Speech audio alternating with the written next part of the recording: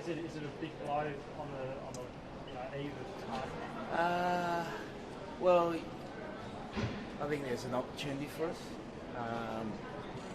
and I think we'll improve our coaching staff. We had a discussion a couple of nights ago. When you say you think you'll improve your coaching staff, how do you do that in such a short window? Tricks, mate. Can you give us a bit of It's insight? under the hat. It's under the hat. No, there's a potential candidate ready to step up now. So, as I said, I think we'll improve the coaching staff. Is that Scott Wiseman, or have you spoken to him? Sorry, I was going to clarify, that was Brad's. I have spoken with Scott, but he's unavailable. But that was your call around, that was Brad's decision to stand out. Yeah, we had a discussion, yeah. You're quoted as saying you volunteered to make the tough calls for the blokes you had to cut, and you phoned them personally. One, are you able to get on to Quaid, and two, Michael Hooper. What was that phone call like, and was the calf the main reason for his accident? Look, we've moved on from that now. You know, in reality, we've selected the team, we're on the plane. Michael wasn't selected for the tour. Obviously, there's still a question mark over his fitness, and that's taken into consideration. How do you feel on the eve? Do you feel as confident as you were at the start of the year? More confident, mate. More confident. What can you say? I think we've got the right squad now. I think we've got the right balance of energy, enthusiasm. We've got youth on our side. We're ready to go. Much more confident. Obviously, the belief is high within. Can you see why people don't believe in the Wallabies? Yeah, no, fantastic, mate. Yeah, none of you guys think we can do any good, so that's all right. Challenge is for us as a group to show you that we can, and show ourselves that we can. And I think it's just a great image for Australian rugby to have a young team ready to take on the world. How much do you thrive on that? I enjoy it, mate. I enjoy it when people say you can't do it. And I think the team's starting to get a real taste for it. And I've just seen, like yesterday, our training was the best I've seen. Best I've seen by a mile. And that's on the back of like 4 hard days in Darwin, overnight in Arnhem Land, sleeping on sand, and boys are ready to go. We're ready to show the world what we can do. Have you spoken to him? Well, I've tried to, mate. Yeah, but we can't get hold of him. Why do you think you wouldn't take your call? Because I think he's very upset, mate. So how did he know he wasn't in the squad? Oh, look, Like, it's a fair question. How did he know he wasn't in the squad? Then it's not taking it was your call? announced, mate. I don't know why you're going back to that. And that's probably reflective of Australian rugby.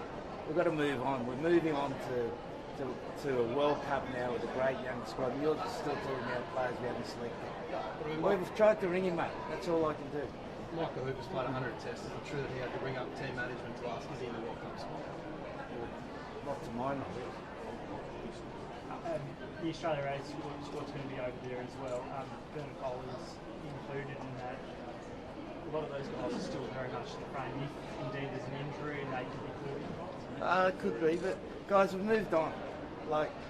That's all been done and dusted. We've moved on. If the players were unhappy about the selection process, so be it. We're moving on to a new young squad that's going to take Australian rugby forward. And you've got to understand that what we've had here over the last 8 years hasn't been good enough. Hasn't been good enough, and we want the opportunity for these young players to go forward. So I'm disappointed if the players upset, but all I can do is ring them. So no. And if they don't take your phone call, you can't talk to them. No, that would suggest a communication breakdown, right? Why? If I ring them and they won't ring back, what do you want me to do? What do you want me to do? What do you want me to do? Tell me. Well, why keep asking about it? Are you going to have a fully fit squad to roll out against France? Well, France is a practice game, mate. Yeah. It's a practice game. Balancing that. It's a practice game. Deliberately chosen, Ed?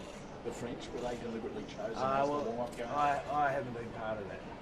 I've just had to roll with the punches, mate. Okay, what about Bolters out in an A squad?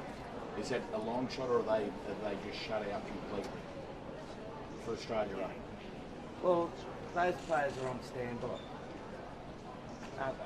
They're on stand. We've picked our squad of 33. Unless we have some sort of injury, we won't be changing that squad. What have you seen from Will Skelton since he's been made captain? Yeah, no, really impressive, mate. He's obviously a man to look up to in all terms. He's had a huge winning record in Europe, and he's brought a level of togetherness to the squad that I haven't seen. And it's a promising start, mate. It's just a start.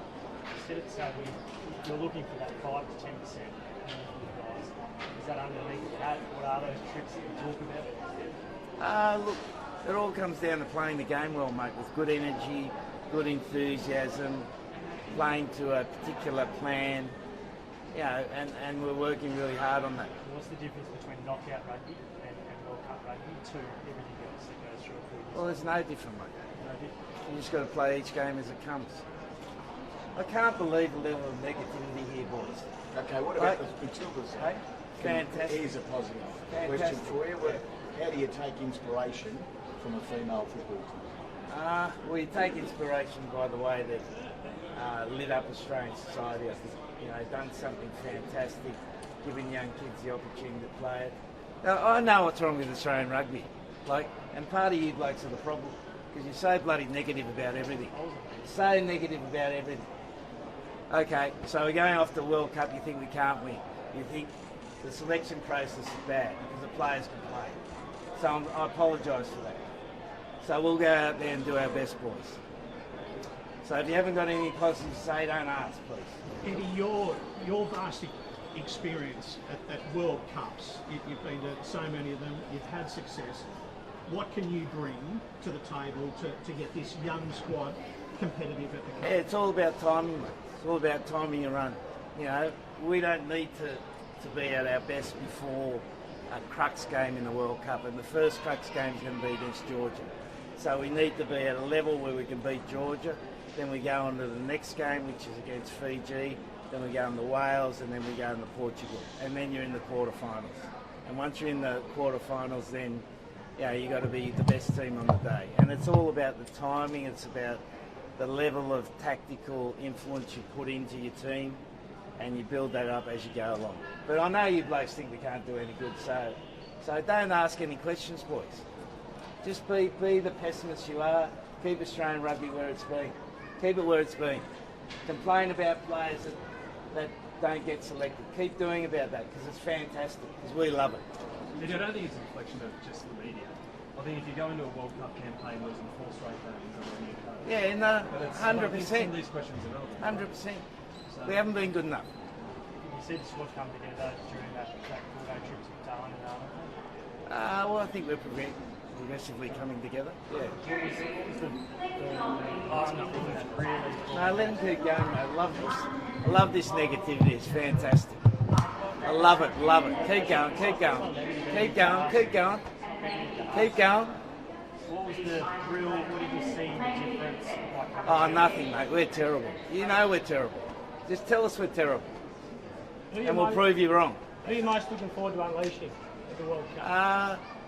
Look, I think we're going to have a mighty back row. I think young Hooper's progressed really nicely over the period of time. If you look him in the first test against South Africa, he was struggling to make a tackle, and by the end of the Rugby Championship, he made 20 tackles, carried over the top of the All Black forwards, and that's the progression this team's going to make. But obviously, you blokes don't think that. I can feel this negativity coming out. I've got to wash myself off, boys. I've got to wash myself off, because it's just sticking to me. Eddie, obviously you've lost Brad as your attacking coach, so you've worked towards an attacking goal and structure for the last 4 months. Do you stay on that with the new coach, or if they've got new ideas, how do you gel that Well, together? any coach that comes in is to add, not to take away, mate. And I'm overseeing the attack anyway, as I have been. How's Taniela and Max going from their injuries? Are they Terrible, mate. Terrible. Like everything else, terrible. All right, Eddie, one last chance, I guess, before you board the plane, to everyone watching at home. What's your message to all the Wallabies fans out there? Guys, we've got a young squad here. they're going to make some waves at France. Thanks to the worst press conference I've ever had in World Rugby. Worst press conference. Well done, boys. Can we finish? That is the worst I've ever seen. Can we have one? Worst I've ever seen. The idea behind I guess there are Kubras and the Oh, you guess they're Kubras. They're Australian, mate. Yeah, I didn't want to assume without knowing. Right? Forget it, boys. Good luck. You got to give yourselves uppercuts, boys.